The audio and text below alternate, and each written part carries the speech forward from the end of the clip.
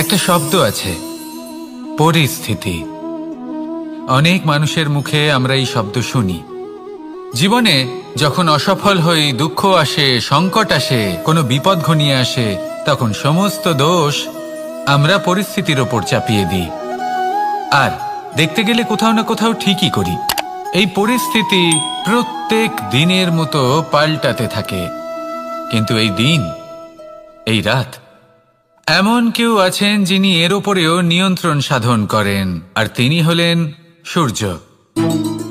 ঠিক সেই রকমই আমাদের জীবনেও সূর্য হলো এই মন। যদি এই মনের উপর আমরা নিয়ন্ত্রণ করতে পারি, তাহলে আমরা জীবনকেও নিয়ন্ত্রণ করতে পারবো। প্রথমে এই মনের রাজা হয়ে উঠতে হবে। তাই মনে রাখবেন, যদি মন দুর্বল হয়, তাহলে পরিস্থিতি আমাদের সমস্যা বলে মনে হবে। এই মন যদি স্থির হয়, পরিস্থিতি প্রতিস্পর্ধা বলে মনে হবে। আর এই মন যদি শক্তিশালী হয়ে ওঠে, তাহলে যে কোনো পরিস্থিতি আপনার কাছে একটা সুযোগ মাত্র। এমন এক সুযোগ যাতে অগ্রসর হয়ে আপনি মহান হয়ে উঠতে পারেন। এই মনের শক্তির বৃদ্ধি ঘটান, মহান হয়ে উঠুন, আর আমার সাথে ভালোবেসে বলুন, রাধা রাধা। খুব সুন্দর একটা কাহিনী আছে। একবার এক ব্যক্তি নিজের অসফলতার জন্য ত্রস্ত হয়ে সময় দেবতার তপস্যা করতে বসলেন। উনি তপস্যা করলেন এবং সময় দেবতা প্রসন্ন হলেন। মানুষের রূপ ধারণ করে ওনার সামনে প্রকট হলেন। এবার সেই ব্যক্তি ওনাকে জিজ্ঞেস করলেন যে কি এমন আছে যার জন্য আপনি বারবার জয়ী হন আর আমি চিরকাল পরাজিত হয়ে থাকি? কেন এত পরিশ্রম করা সত্ত্বেও আমি সাফল্য লাভ করতে পারি না? তখন সময় দেবতা উত্তর দিলেন যে দিন হোক বা রাত, ঝড় হোক বা ভূমিকম্প, রোদ হোক বা বৃষ্টি হোক, সময়ের সূত্রপাত হোক বা প্রলয়, আমি থামি না, আমি চলতেই থাকি। আর সেই জন্য যিনি থেমে যান তিনি পরাজিত হন আর আমি জয়ী হই। এটাই আমাদের শিখতে হবে। জীবনে সবসময় চলতে থাকুন, কখনো থামবেন না। হ্যাঁ, কিছুক্ষণের জন্য বিরতি নিতে পারেন, বিশ্রাম করার জন্য, নিজেকে আরো সশক্ত করে তোলার জন্য, কিন্তু থেমে যাবেন না। নিরন্তর কর্ম করতে থাকুন, পরিশ্রম করতে থাকুন, তবেই এই সংসার আপনাকে মনে রাখবে। আসুন আমার সাথে ভালোবেসে বলুন, রাধা রাধা। আমাদের জীবনে গুরুজনেরা, জ্ঞানী মানুষজন সবসময় একটা কথা বলেন, ধৈর্য ধরো। শুধুমাত্র দুটো শব্দ, কিন্তু কতটা বিশাল সেটা বোঝার চেষ্টা করুন। ছোট একটা অস্ত্র হাতে নিন এবং একটা বিশাল পর্বতে নিরন্তর প্রহার করতে থাকুন। ধৈর্য ধরে সেই কাজ করতে থাকুন। এমন একদিন আসবে, এই বিশাল পর্বতে আপনি একটা পথ তৈরি করবেন। কোনো ধনুর্ধর যখন নিজের বিদ্যা অর্জন করেন, তখন তাকেও ধৈর্য ধরতে হয়, তার নিজেকে সময় দিতে হয়, তবেই সে ধনুর্বিদ্যা শিখতে পারে। সেইভাবে আমাদের জীবনেও ধৈর্য ধরার খুব প্রয়োজন। পরিবারে ধৈর্য রাখতে পারলে তাহলে আস্তে আস্তে দেখবেন প্রেম বৃদ্ধি পাচ্ছে। সমাজে যদি ধৈর্য রাখতে পারেন, তাহলে আস্তে আস্তে এই সমাজ আপনাকে সম্মান করবে। যদি নিজের জীবনে ধৈর্য রাখতে পারেন, তাহলে নিজে থেকেই আত্মবিশ্বাস বাড়বে, নিজের বিকাশ হবে। জীবনে সবই সম্ভব যদি ধৈর্য রাখতে পারেন। হয়তো আস্তে আস্তে হবে, কিন্তু হবে অবশ্যই। শুধু ধৈর্য রাখুন, কারণ ধৈর্যই সব থেকে বড় পুঁজি। আসুন আর আমার সাথে ভালোবেসে বলুন, রাধা রাধা। আমাদের জীবনে যখনই আমরা কোনো বড় দায়িত্বের সম্মুখীন হই, তখন আমরা তার থেকে দূরে পালাই আর এই অজুহাত দিই যে না না, এত বেশি ভার বহন করার যোগ্যতা আমার নেই, আমি করতেই পারবো না। দেখুন, এই সংসারে ভিন্ন ভিন্ন ধরনের গাছ আছে, ছোট গাছ, বড় গাছ, কিন্তু বটগাছের মতো বড় এবং নিবিড় গাছ আর একটাও নেই। সে নিঃস্বার্থভাবে এই সংসারকে সেবা করে যায়, ছায়া প্রদান করে, শীতলতা প্রদান করে। আর যখন এমন সময় আসে যখন তার ওপর বোঝা অত্যন্ত বেড়ে যায়, সে কিন্তু কোনোভাবেই ভেঙে পড়ে না। তখন সে নিজের নিঃস্বার্থ কর্মের ফল লাভ করে, সেই নিঃস্বার্থ কর্ম যা সে করেছে। তার দেহ থেকে ছোট ছোট ঝুড়ি বার হয় এবং তা কাণ্ডের আকার ধারণ করে। সেই কাণ্ড মাটির কাছে পৌঁছয় এবং তারপর তা বটগাছের সহায়ক হয়ে ওঠে। সে ভেঙে পড়ে যায় না। এইভাবে আপনিও জীবনে নিঃস্বার্থভাবে সবার সেবা করুন, ভালোবাসুন, সবাইকে সাহায্য করুন। যেদিন আপনার ওপর বোঝা অত্যন্ত বেড়ে যাবে, সেদিন এই সব মানুষ আপনাকে সাহায্য করার জন্য আসবেন, আপনার শক্তি হয়ে উঠবেন, আর আপনি বটগাছের মতোই মহান এবং বিশাল হয়ে উঠবেন। আসুন আর আমার সাথে ভালোবেসে বলুন, রাধা রাধা। মানুষ তার জীবনে দুই ধরনের পরিস্থিতিকে খুব ভয় পায়। এক, কোনো কারণবশত কারোর সামনে নত হওয়া। দুই, কোনো কারণে নিজের চরিত্র থেকে, নিজের মূল্যবোধ থেকে বিচ্যুত হওয়া। এবার কেন হয় এরকম যে কথায় কথায় কারোর সামনে নত হতে হয়? কেন বারংবার নিজের চরিত্র থেকে চ্যুত হতে হয়? এরকম কেন হয়? এটা তখনই হয় যখন আমাদের শিক্ষা এবং মূল্যবোধের অভাব থাকে। যদি মানুষের মধ্যে প্রকৃত শিক্ষা থাকে, তাহলে এই সংসারে কোনো সময় এবং কারোর সামনেই নত হওয়ার কোনো প্রয়োজন নেই। যদি মানুষের মধ্যে মূল্যবোধ থাকে, তাহলে তাকে নিজের মূল্যবোধ বা চরিত্র থেকে বিচ্যুত হতে হয় না, তা সে যাই হয়ে যাক না কেন। কোনো বালককে যদি জন্ম থেকেই সুশিক্ষার অধিকারী করা হয়, শিক্ষিত করা হয়, মূল্যবোধের অধিকারী করা হয়, তবে সে এই সংসারে এমন কর্ম করবে যাতে সে নিজেকে, নিজের পরিবারকে, সমগ্র সমাজকে গর্বিত করতে পারে। শিক্ষা লাভ করুন, মূল্যবোধ লাভ করুন এবং আমার সাথে ভালোবেসে বলুন, রাধা রাধা। আমাদের সকলের জীবনে একটা লক্ষ্য থাকে যেটা আমরা লাভ করতে চাই। ঠিক যেন একটা প্রতিস্পর্ধা বিদ্যমান যে কে সব থেকে আগে নিজের লক্ষ্যে পৌঁছতে পারবে। আর সেই জন্য আমরা সকলেই খুব তাড়াতাড়ি এগোতে চেষ্টা করি, বড় এবং দীর্ঘ পদক্ষেপ ফেলি যাতে তাড়াতাড়ি নিজের লক্ষ্যে পৌঁছতে পারি। কিন্তু এক অত্যন্ত গুরুত্বপূর্ণ বিষয় আছে, সবসময় লক্ষ্য সামনে থাকবে না, কখনো কখনো তা খুঁজতে হয়। এই যাত্রা খুব কঠিন হতে পারে, আর ঠিক এই কারণেই সবসময় দ্রুত গতিতে চলা বা তাড়াতাড়ি পথে চলা সেটা আবশ্যক নয়। তার থেকেও বেশি গুরুত্বপূর্ণ হলো ভেবেচিন্তে তারপর পথ চলা। যদি ভেবেচিন্তে পদক্ষেপ ফেলেন, চলতে পারেন, তাহলে সেটাই সর্বশ্রেষ্ঠ পদক্ষেপ।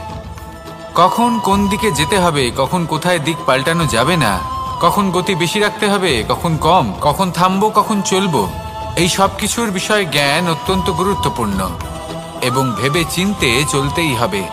সেই জন্য শুধু তীব্র গতিতে সামনে এগোলে চলবে না, ভাবনা চিন্তা করে এগোতে হবে। আসুন আমার সাথে ভালোবেসে বলুন, রাধা রাধা। কখনো কোনো প্রজাপতিকে উড়তে দেখেছেন? কি সুন্দর উড়ে বেড়ায় সে, এক ফুল থেকে অন্য ফুলে, এক পাতা থেকে অন্য পাতার ওপর। কিন্তু সে কিভাবে উড়তে শেখে কখনো ভেবেছেন? জন্ম থেকেই কিন্তু প্রজাপতির ডানা থাকে না, ও কিন্তু ছোট্ট একটা ডিমের আকারে জন্ম লাভ করে। তারপর সেই ডিমটি ভেঙে একটি কীট বাইরে আসে। আস্তে আস্তে সে বড় হয়, ওর শক্তি বৃদ্ধি পায়। তারপর সে সেই কীট দশা ত্যাগ করে নিজের ডানাগুলি মেলে।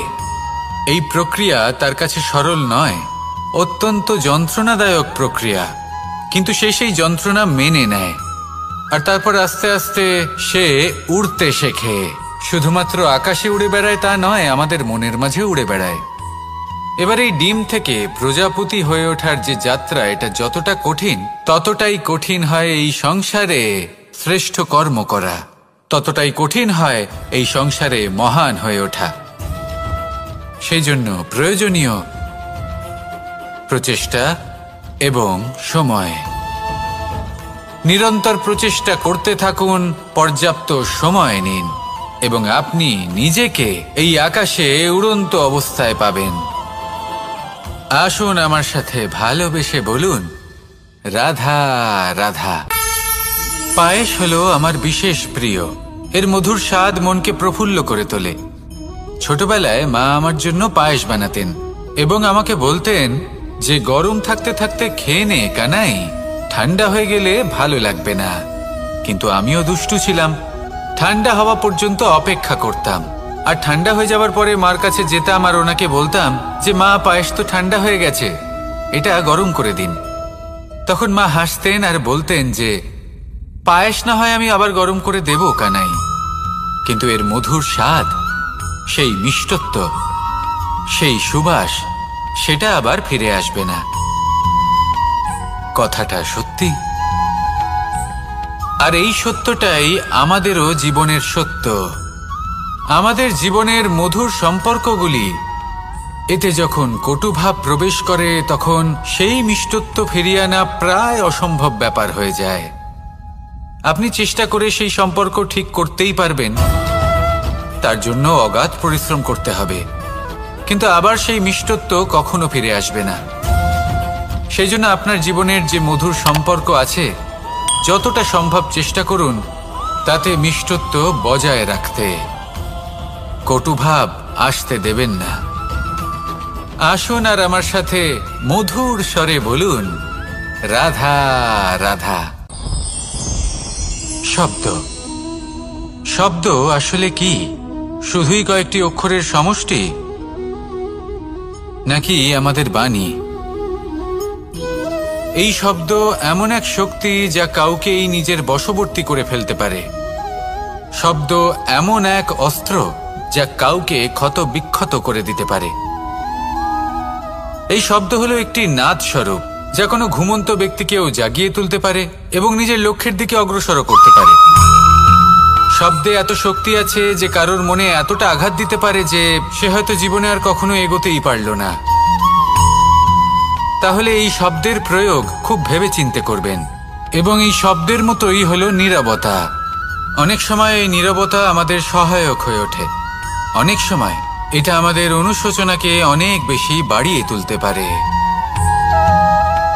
ভীষ্ম পিতামহ, অঙ্গরাজ কর্ণ, যখন দ্রৌপদীর বস্ত্রহরণ হচ্ছিল তখন এনারা নীরব ছিলেন।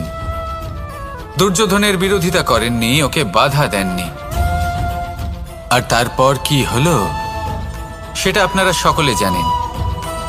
দেখতে গেলে নীরবতা চুপ করে থাকা, কিন্তু যদি কোনো দুষ্টের সামনে চুপ করে থাকেন, যদি তার বিরোধিতা না করতে পারেন, তাহলে এই নীরবতাই অনেক বড় পাপের আকার ধারণ করে। মনে রাখবেন আর আমার সাথে ভালোবেসে বলবেন, রাধা রাধা। আভূষণ, কার না ভালো লাগে এই আভূষণ? আমরা পরিশ্রম করি, ধন অর্জন করি আর আভূষণ কিনে থাকি, কখনো নিজের জন্য, কখনো বা তাদের জন্য যাকে আমরা ভালোবাসি, বা তাদের জন্য যাকে আমরা সম্মান করি। হয়তো সেই জন্যই সীতা চূড়ামণি ধারণ করেছিলেন এবং আমি সামন্তকমণি। কিন্তু এটাই কি সেই প্রকৃত আভূষণ যা আপনার মূল্য বৃদ্ধি করে? না।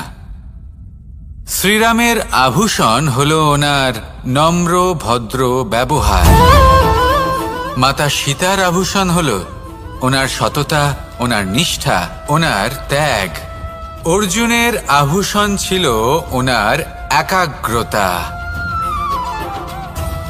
রাধার আভূষণ ওনার প্রেম। এই আভূষণ কোথাও নেই, আপনার মনে আছে। যদি আপনার মনে মিষ্টতা থাকে, তা শান্ত হয়, তাতে সততা থাকে, নিষ্ঠা থাকে এবং প্রেম থাকে, তাহলে আপনার অন্য আর কোনো আভূষণের কোনো প্রয়োজন নেই। আপনি যতই ভিড়ের মাঝে থাকুন, আপনার ঔজ্জ্বল্য চোখে পড়বে। আসুন আর আমার সাথে ভালোবেসে বলুন, রাধা রাধা। এই সংসারের সবথেকে বড় সত্যি হলো জন্ম এবং মৃত্যু, কিন্তু আরো বড় একটা সত্য আছে, মিত্র এবং শত্রু, যা আমাদের সকলের জীবনে থাকে। মিত্র সে যে আমাদের সঙ্গ দেয় এবং সংসারের সবথেকে উঁচু শিখরে আমাদের নিয়ে যায়, এবং শত্রু সে যে যে কোনো মুহূর্তে যে কোনো শিখর থেকে আমাদের নিচে ফেলে দিতে পারে। এবার বিচিত্র ব্যাপার হলো এটাই যে আমরা নিজেরাই এদের সাথে নিয়ে চলি, নিজেরাই এদের পালন করি। তা কি করে? প্রথমে বুঝুন এই মিত্র এবং শত্রু কারা। আপনার নিজের মন, আর কেউ নয়। এই মনই হলো মিত্র। যখন তাতে ভারসাম্য বজায় থাকে, তা নিয়ন্ত্রিত থাকে, তা পবিত্র হয়। কিন্তু যদি এই মন অনিয়ন্ত্রিত হয়ে পড়ে, যদি আপনাকে সে নিয়ন্ত্রণ করতে শুরু করে, তখন সেই আপনার সবথেকে বড় শত্রু হয়। সেই জন্য এই মনের ওপর নিয়ন্ত্রণ রাখতে শিখুন, এতে ভারসাম্য বজায় রাখতে শিখুন। তাহলে আপনি এমন এক বন্ধুকে পাবেন যে আপনাকে এই সংসারের শিখরে পৌঁছে দেবে। আসুন আমার সাথে ভালোবেসে বলুন, রাধা রাধা। ঈশ্বর আসলে কে? সংসারের বেশিরভাগ মানুষের কাছে ঈশ্বর হলেন এই সংসারের রচয়িতা, পালনকর্তা। কারোর কাছে উনি জ্ঞাতা, কারোর কাছে উনি হলেন আস্থার প্রতীক, আবার কারোর জন্য শুধুমাত্র অন্ধ বিশ্বাস। কিন্তু এই ঈশ্বর কি কোনো শরীর, নাকি একটা বোধ, নাকি শুধুই শ্রদ্ধা? ঈশ্বর হলেন তিনি যিনি হলেন আপনার ইষ্ট। সেই জন্যই তো গুরু, মাতা, পিতা এনাদেরও ঈশ্বরই বলা হয়েছে। যাদেরকে আমরা ঈশ্বর বলে মনে করি, যারা আমাদের ইষ্ট, তাঁরা আমাদের একটি পথ দেখান, একটি দিকে চালিত করেন। সেই পথে চলে আপনি শুভ কর্ম করতে পারেন। আর যখন কোনো ব্যক্তি তার ঈশ্বরের আদেশ পালন করেন, তখন সে নিজে থেকেই শুভ পথে অগ্রসর হয়ে যান। বেশ কয়েকজন মানুষ ঈশ্বরের ওপর আস্থা রাখেন এবং ভাবেন যে অনুচিত কোনো কাজ করা উচিত নয়, ঈশ্বর দেখছেন। ওনারা ভয় পান যে কোনো অনুচিত কর্ম করলে কে জানে তার পরিণাম কি হবে। এমন অনেক ব্যক্তি রয়েছেন যারা ঈশ্বরকে বিশ্বাস করেন এবং জানেন যে ঈশ্বর তাদেরকে দেখছেন। তাই যে যে শুভ কর্ম ওনারা করেছেন তার ফল তারা অবশ্যই পাবেন।